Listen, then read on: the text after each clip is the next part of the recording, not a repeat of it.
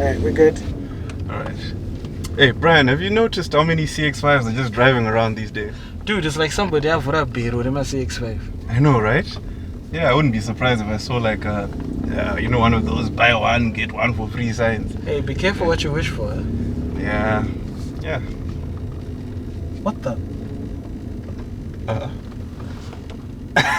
Dude.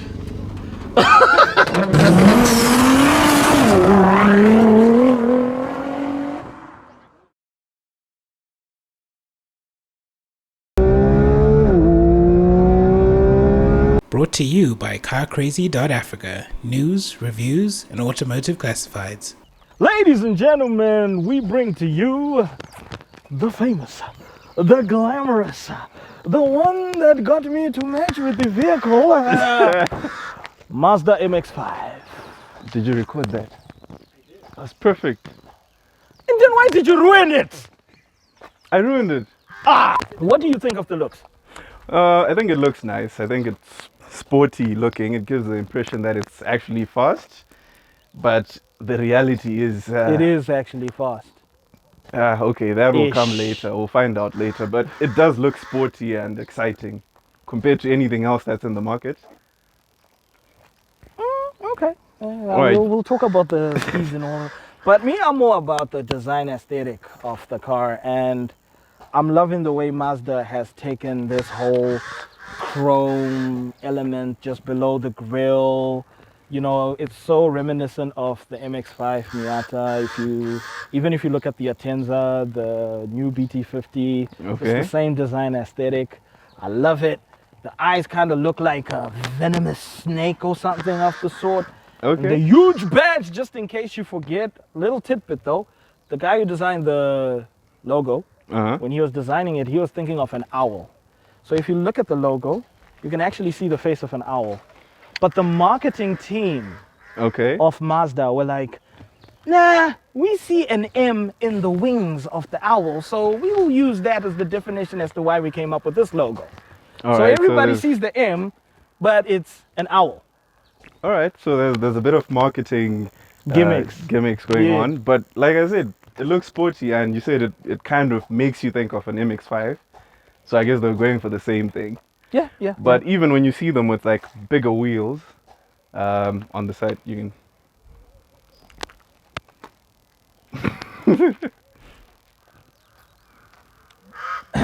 Okay. So this is where I change and stand over here, right? Yes. Okay. So even when you see them out on the road with bigger wheels, they really look nice. It sets it off properly. Like it looks a bit more upmarket. Even though these are just 17s, but they still look nice, especially with these aftermarket rims. Yeah, they do look nice. Yeah, and the gray complements the maroon color. So does my shirt.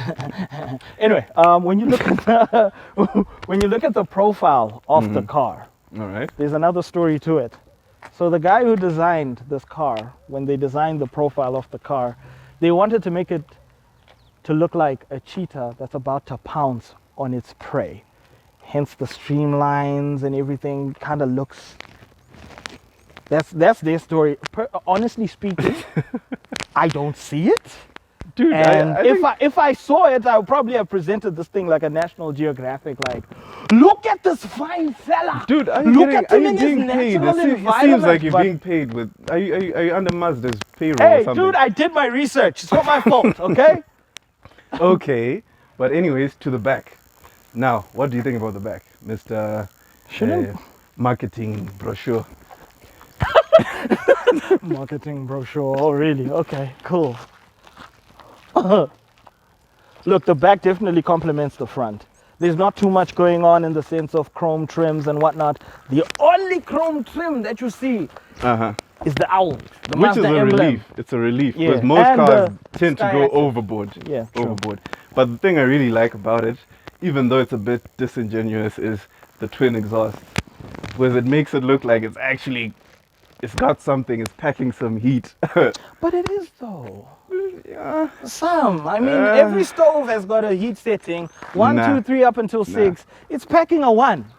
All right, 3 but at still- least. But still, it does look nice. I think It does. overall, clean. Mazda did such a brilliant job with designing the CX-5, which is why people are still, like, people just buy these in droves. In the And crossover market, this is definitely the top 3 best looking. I think this is my number 1. I hate to sound a bit biased, but it is for me. X-Trail for me. I'm sorry, I'm biased for Nissan, but it's a nice looking car. Okay, second place for me. Second place. Yeah. All right, so I think with that, let's go to the inside.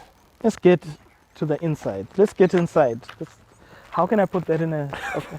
Let's open the doors and step into the vehicle. So you join us in the interior of the CX-5. Quite comfy. Very comfortable. Very, very. I'm impressed with the quality of... especially this trim. Leather seats, electric chairs. Feels like you're at the dentist. Yeah, it does have a bit of an upmarket feel. It's... I just noticed something. What? This side it's manual, that side it's electric. Yes, I am in the driver's seat, after all. Really, Mazda? Today we're doing that? Yes, they were still doing... This is back in 2012, right? This is a 2012 model, yeah. It actually won Car of the Year in Japan in 2012. All right, so let's try and find out why it won Car of the Year. And from the driver's seat, where do you start? Steering. Well, okay, the car's off right now, man. Don't even judge the steering wheel according to that right now. The steering wheel is actually very punchy. Just the artificial weighting, that yeah. But it's okay. All right, so you've got basic controls on the steering wheel. Your radio, cruise control. You have these plastic stalks. I'm not quite feeling them. They feel Chunky. cheap. No, cheap. Like, they're very dinky, like, they're controls for Well, a it's toy. not a Merc. I don't have a problem with them. Okay, fair point. Let's move on to the dash. It does have like these beautiful Old school needles. Yeah, but I'm talking about the round The chrome trims. Yes. Love whatever. those. And then there's a little screen on the right side. I'm a little bit my OCD is kind of playing up on me with that, because I'm more of a fan of things being kind of like symmetrical. I'll be okay if that was in the middle. But it's okay. It's okay. Like, I mean, I feel this is a like car from 2012 and it's got a screen in the... But it doesn't mean in 2012 things were not meant to be symmetrical. But anyway, it's a little quirk that I can let go. All right, moving on. You also have some additional controls to the right side of the driver, next to the steering wheel. You have TC, iStop, whatever, like traction control stuff basically. And you also have your window switches here, the mirrors. Like, nothing seems to be too gimmicky. It's all straightforward, straight to the point. Does have lane keep assist. Does it? All right. Oh, so Mazda I tried is to actually use doing... it, but then our roads do not have lanes to keep. Okay, I more than agree on that one. All right, so let's move on to the center console. It's clean. Very clean. You got your simple LCD with an orange backlight. Very clean dual climate control. No USBs. Yeah, well, I was a bit surprised. I was shocked to find there's none. Heated seats. Yeah, heated seats. Unfortunately, in this weather, And ventilated. they won't do you any good. But anyways, this is it's not new tech. It's not. I think a Mazda 3 from like 2005 had the same kind of layout. Yeah. Yeah. The only thing that's not stock in this car is the screen. It's aftermarket. And it's not working with the car system at all. We can't get the reverse camera to work. We can't get the blind spot camera to work. Yeah, but I guess you can just know that in the normal one, All that is there. Is there. Yeah. But generally, this is the front of the car. Not too many electronic doodads, but it's comfortable enough. You've got ample space. There is the gimmick in the form of the dual climate control, though. But yeah, that's for another day. Okay. Anything else you want to mention before? Manual handbrake, and you got your zigzag gear shifter. It's You 2012. love those, right? You have a thing for those. Don't start with me. But this is 2012, so I forgive it. Alright. The interior is generally just clean, man. You got so many storage spots. It's a practical car. Everything is where it's supposed to be.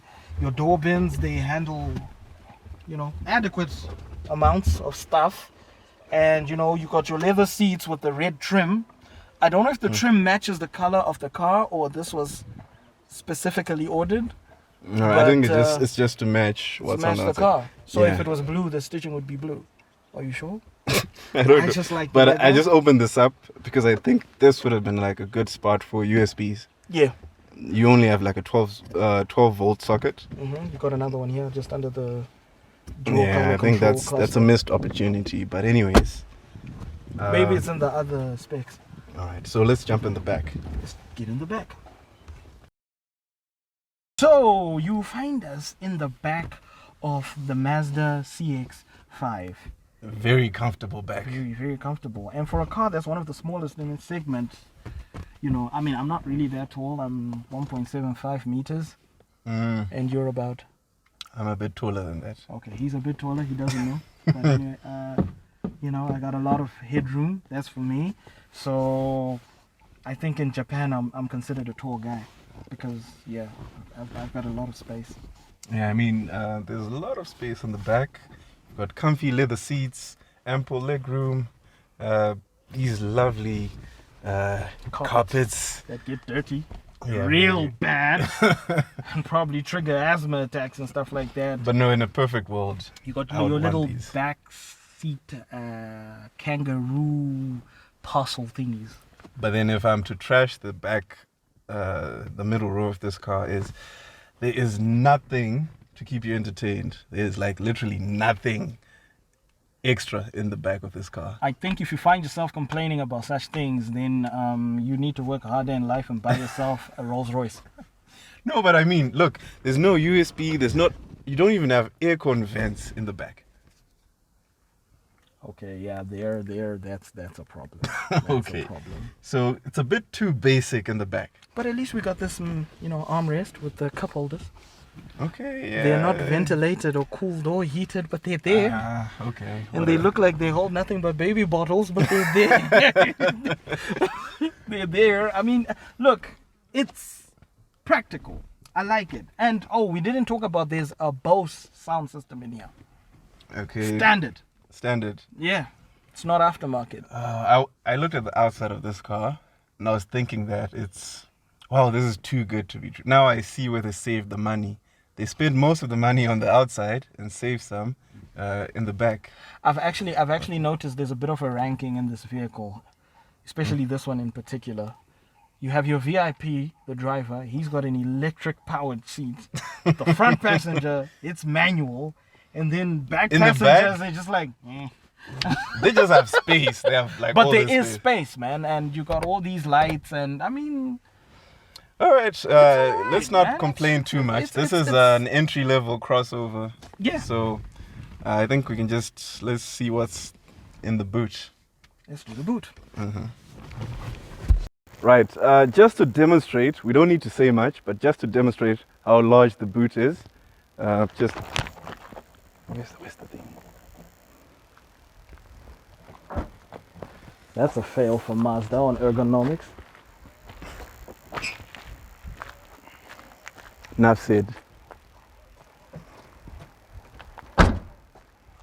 Oh, come on, man. There's a lot more to say about the boot. Jeez. I don't think so. And why do you have to fiddle with Anyway. So, as is, right now, the boot gives you 503 liters of space. Okay? And then, when you want to fold the seats to carry bigger things, there's a very easy way to do it, similar to the Vanguard, or was it the X-Trail? Where you just...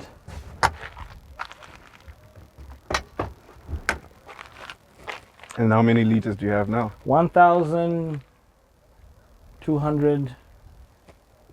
And I am just but making it's okay, but it's up right just, now. No, just so you know, it's a lot. There's plenty of space. Just hold on. It's 1,620 liters. Oof, I did not that's just look that massive. up. That's a lot of That's a lot of space. boot space. Yes, and the funny thing is about the CX-5, you don't actually get a spare wheel underneath this cover.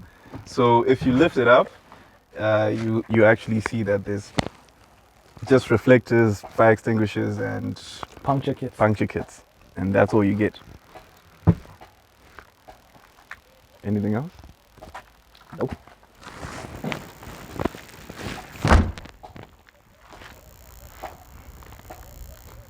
Right, you join us in the inside driving the CX-5, and initially my thoughts are this is a very light-footed car. The steering is very light. You press the throttle gently and the car starts. Yeah. I don't know how you feel about the ride. How is it? Well, from the passenger side, the ride is a bit on the hard side. Oof. Not much dampening happening. I suppose that contributes towards the sporty nature of the car. Yeah, I guess it does have this sporty feel The stiff about suspension. it. Yeah, it was a bit, but it's not too stiff. Not very, but it's not as soft as an X-Trail. Well, yes, we could argue that, but from what I was saying earlier on, it's on a not a perfect road as such, but on a smooth road, it's good enough. It's good enough. It's good enough. And since you spoke about a smooth road, you just made me think of this car's soundproofing. How is it? Is it quiet? It's not very good. Too much road noise. It's really not that good. There's a lot of road noise. There's a lot of tire noise. There's a lot of the rumble from the diesel engine, the 2.2 liter engine. Okay. So I don't know where the Sky Active technology kicks in. It probably works with the whole fuel economy and stuff like that, because this thing does give you 18 kilometers per liter, of diesel, which is quite economical, which is probably why this car is very popular. Yeah, like we were saying before, it's close to a Honda Fit in terms of the liters you consume for fuel. It's actually like a bit better, because a Honda Fit, unless you're talking about a hybrid, a Honda Fit is somewhere around 14, 16. Yeah, so this is quite competitive. I don't know how it compares with the other crossovers in this segment, but I am impressed. I'm also impressed, man. I mean, especially if you look at Mazda and their history with racing. I mean, they were the first to win that Le Mans 24-hour endurance race with using a rotary engine. Yes. So there's definitely a sport pedigree in this vehicle. All right, yeah. And you can see from the way it responds. I mean, if you compare it to the other crossovers, the CRVs, the X-Trails, they're a bit sluggish, especially since X-Trail likes to put in the CVT transmission. Mazda's like, we ain't doing none of that CVT nonsense. And as a result, the car's drive has a lot more character. Yeah, it does. Yeah. I mean, you can even feel it here. Yep. There's some acceleration for you, and you can feel it and you can hear it too. Like I said, Yeah. the soundproofing is a bit But I think I can see myself driving this every day and enjoying it as much as I would like a smaller car. Yeah, because since it's quite small in comparison to its competitors, you can feel in its agility that, it's, it is a bit more able to handle the corners better. It's not as sluggish as an X-Trail or a Vanguard or a RAV4 or an Outlander. An Outlander. So, just to round this off, what would be your choice after seeing this, after experiencing the CX-5? Comfort-wise, ride quality, I'll choose an X-Trail. An X-Trail, okay. But driving-wise, character-wise, response, and maybe, looks as well, it's a bit debatable, but anything that is not the right quality, I'll choose this one. Okay. For me, I think overall, this is a win. I didn't quite have an experience with the X-Trail. I would be interested to see how it compares with this one. But from comparing this with like the RAV and the CX-5s, and I've also driven like a Sportage, the Kia. The Kia. I think this for me strikes a perfect balance where it's like, it's not so expensive, and if you're looking, especially if you consider the price, you can get this for like 12,000 USD in here. Exactly. Talk to us, we'll link you up. Yeah, we will definitely. So I think with that, we can finish this episode. So thank you guys for watching. Subscribe, leave a comment. If you have your own experience with the CX-5, Let us know. just let us know how it went or how it's going. Good or bad. Good or bad. So that's it for us. Z-CarCulture. We out. Wakanda forever.